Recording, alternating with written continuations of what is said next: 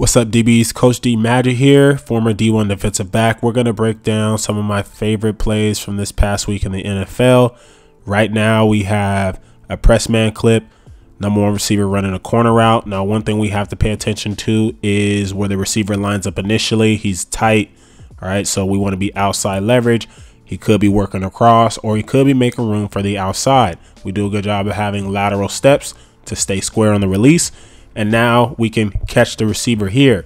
Now we do a good job of being hip to hip with the receiver here. And you really want to pay attention to whether you have middle field safety help or not, because you see how he's pretty much already in the middle of the field. If he's in the middle of the field and we have middle field safety help, then we can go ahead and be in his low hip pocket. So we're using our safety. Now, if he cuts across, we can slice under that. If he works to the out route, we can get under that. And then if he wraps around for the corner, we could put pressure on that hip right here, widen his angle, and still stay between him and the receiver. I'm sorry. Good play. On this play, we're going to focus on Deommodore Lenoir. He does a good job of playing the slot fade. Now, I will say, I believe this is probably illegal contact. He gets hands on after 5 yards. But that's only an NFL rule, guys. So if you're watching this video, you're probably not in the NFL.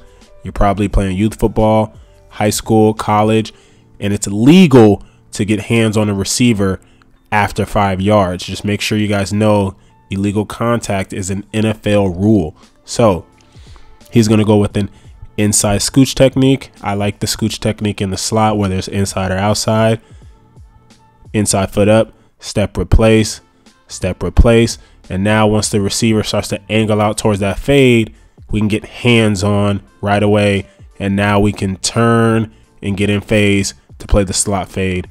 Good job here. I think you guys can all take this technique.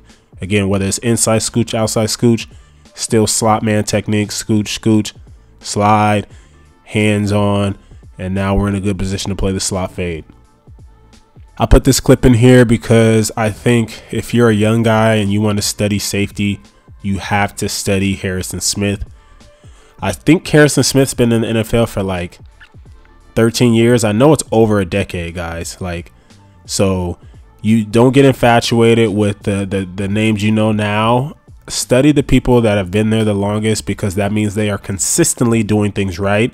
And he's done it with the same team. So that really means he's consistently done everything right. Looks like quarters here. If you're a quarter safety and your number 2 blocks, one of the many things you can do is look to bracket number 1. All right. So now we have a 2-on-1 situation with the corner, who should be on top of number 1. And then the safety, like I said, if number 2 blocks, he can now bracket number 1. And he does a good job of doing just that, getting on top, making sure he gets his eyes to the receiver to make sure we're on top, and then gets his eyes back for the football. Like I said, just doing the simple things right will keep you around, and he's been doing them for over a decade. Here we do a good job of making a play on Justin Jefferson, who's probably the league's best receiver. He has a tight split. We want to be outside leverage, anticipating out breaking routes. Now in the NFL, they'll get more creative with these splits, but in high school, I help guys with their film all the time. It's like fairly simple. Like when you get a tight split like this, they're either running across or they're running an out route. So he does a good job of having tight footwork. Could be third down, which means that we want to play patient around the sticks. All right. Tight feet. He's going to leverage step. I call it leverage step. So he's basically going to step, replace, step, replace. Some people will call it a weave, but because he hasn't crossed his feet over and he remains square, I call it a leverage step, because we're protecting our leverage. Leverage step, leverage step, leverage step. Now we're still protecting our outside leverage. Once we get that stick, we can drive to that high shoulder right here, and then we can cut underneath to make a play on the ball. And on this last play, Denzel Ward makes a great play out of his speed turn.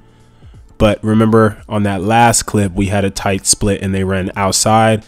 In the NFL, they will play to how we're taught, because they know how we're taught. So now we get a tight split, except he's going to run an in breaking route. So he's selling the out breaking route.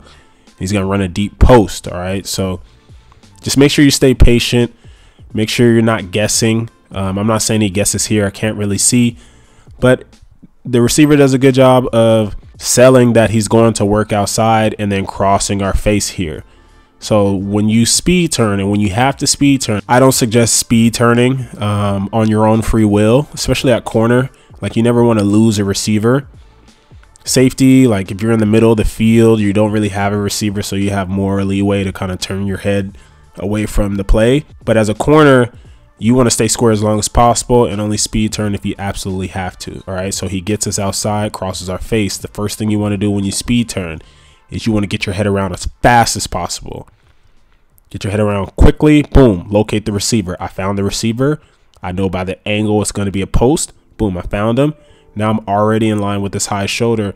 Now, if I just showed you this picture right here, this frame, you would think that this is exactly where we want to be and how we want to be here. You wouldn't even know that we speed turn.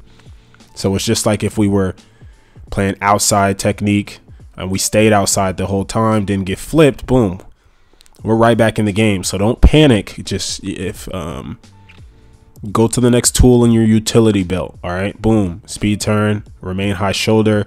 And now, because I'm still on top of the receiver and I know that it's a post, I can get my eyes up as I'm again on top of that receiver, and now I can judge the ball, come underneath, and he makes a great play on the ball. So those are the plays that I like the most from this past week. I hope you guys enjoyed it. Make sure you go check out our DB Mastery program. We go over all of these techniques, how to do them, when to use them. I'll put the link in the description.